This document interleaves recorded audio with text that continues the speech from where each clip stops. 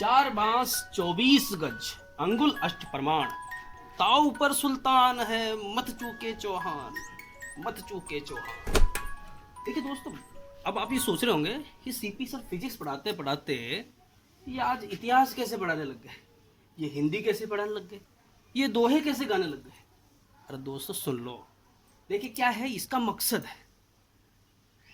अब पता होगा दोस्तों, प्राचीन काल में हमारा भारत, हमारा प्यारा भारत विश्व से विश्व गुरु भी था, और बात करें विश्व के साथ व्यापार भी करता था दोस्तों। अब व्यापारिक जब विनिमय होता है, आदान प्रदान होता है, कम्युनिकेशन होता है, तो पैसे का भी आदान प्रदान होता है। जब भारत का जो हम कहते हैं रेशम कपड़ा पूरे विश्व के अंदर फेमस था, विख्यात था, ठीक है, एक छोटा सा जो अंगूठी वाला जो एक हल्का सा ब्लॉक होता है दोस्तों, उसके अंदर एक पूरा थान आ जाता था, जो कला आज के कारीगरों में नहीं है दोस्तों। तो पुराने टाइम में ऐसी कारीगरी थी। अब मैं ये क्यों बता रहा हूँ, अच्छा क्वेश्चन है दोस्तों। आप ये सोच रहे होंगे कि फिजिक्स पढ़ाते पढ़ाते ये क्या, उसका भी कारण है, बताएंगे दोस्तों। तो दोस्तों अब देखिए यहाँ पे जो लिखा हुआ है उसका मकसद क्या है। चार बांस, बांस की डंडी देखिए दोस्तों, चार बांस मतलब पहले मापन के लिए जब दूरियों का मापन किया जाता था तो अलग अलग प्रकार के मात्रक थे। बांस हो गया, गज हो गया, 24 गज। देखिए चार बांस 24 गज, अष्ट अंगुल, अंगुल अष्ट मीन्स 8 अंगुलियां। तो अंगुल ये भी एक दूरी मापने के लिए पैमाना हुआ करता था। पर जब विदेशियों के साथ जब व्यापार किया गया तो सबसे बड़ी दिक्कत, किसी को अंगुल नहीं पता तो किसी को गज नहीं पता, किसी को बांस नहीं पता, ठीक है। तो अलग अलग मापन के पैमाने हुआ करते थे। तो विश्व के अलग अलग देशों का एक संगठन बना। उन्होंने मिलने के बाद में एक इकाई बनाई, एक पूरा एक यूनिट सिस्टम बनाया, that is called as SI unit system. उस सिस्टम में सब देशों के अलग अलग प्रकार की मात्रक प्रणालियां थी, मीन्स मेजरमेंट सिस्टम्स थे दोस्तों। तो कुल मिला के कितने मेजरमेंट सिस्टम है उसको हम डिस्कस कर रहे हैं आज। तो इसी कड़ी को आगे बढ़ाते हुए दोस्तों, पूरे विश्व में 3 यूनिट सिस्टम निकल कर आए, ठीक है। 3 मात्रक प्रणालियां, कौन कौन सी थी? मात्रक प्रणाली, इसको हम क्या बोलते हैं? Unit system. अब यूनिट सिस्टम कौन कौन से थे? यूनिट सिस्टम थे 3, तीनों नाम लिख रहा हूं दोस्तों। पहला है MKS, ठीक है, दूसरा है CGS, और तीसरा यूनिट सिस्टम है FPS। अब आप ये सोचेंगे ये क्या है, बहुत सारे बच्चों को पता है। M ये था दोस्तों दूरी के मापन के लिए, ठीक है, दूरी मतलब डिस्टेंस। फिर दूसरा वाला था दोस्तों द्रव्यमान यानी मास के मापन के लिए, और तीसरा था दोस्तों टाइम के लिए। किसके लिए था? टाइम, समय। मैं इसको मैं थोड़ा सा अलग लिख देता हूं। द्रव्यमान, एक आ गया दोस्तों दूरी, और दूसरा आ गया आपका समय।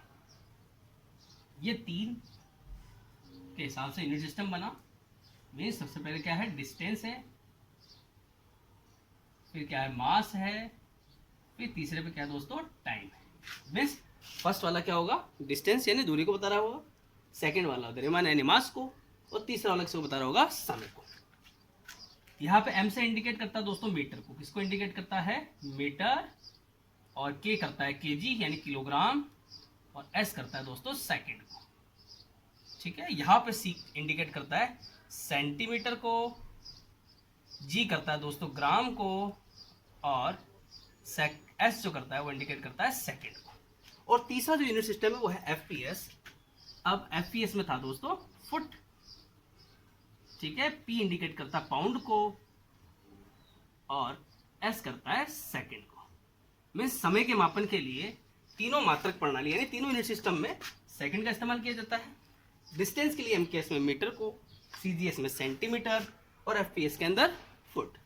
द्रव्यमान के लिए मीन्स मास के लिए किलोग्राम, MKS सिस्टम में किलोग्राम, और CGS सिस्टम में ग्राम, और FPS सिस्टम में पाउंड, ठीक है। आप जब केक लेने जाते हो आपको पाउंड में केक मिलता है दोस्तों, ठीक है। जब भी आप चीनी ये चीज़ें लेने जाते हो किलोग्राम में मिलता है, ठीक है। और अगर आप सोना वगैरह लेने जाते हो तो तोला, अलग अलग मात्रक प्रणाली है, उसके अंदर से ग्राम भी एक छोटा सा मात्रक होता है। 1 किलोग्राम में 1000 ग्राम होता है। तो ये 3 तो होते हैं दोस्तों यूनिट सिस्टम। उनमें से जो SI यूनिट सिस्टम जो इंटरनेशनल स्टैंडर्ड पे सेट हो रखा है वो सिस्टम होता है MKS system, means metre kilogram second, ठीक है। तो ये एक तरीके से SI मात्रक प्रणाली कहलाती है, जिसे MKS सिस्टम भी कहते हैं या SI यूनिट सिस्टम भी कहते हैं, ठीक है। अब इसके बारे में थोड़ा सा विस्तृत अध्ययन करेंगे, ठीक है। MKS, CGS, FPS। और आपके एग्जाम में दोस्तों MKS का कन्वर्जन पूछता है CGS में और CGS का कन्वर्जन पूछता है MKS में, ठीक है। और FPS में भी बहुत बार कन्वर्जन पूछे जा सकते हैं, जिनसे रिलेटेड बहुत सारे क्वेश्चंस अपन करेंगे दोस्तों, ठीक है। तो आज के लेक्चर में ये चीज़ पढ़ ली हमने।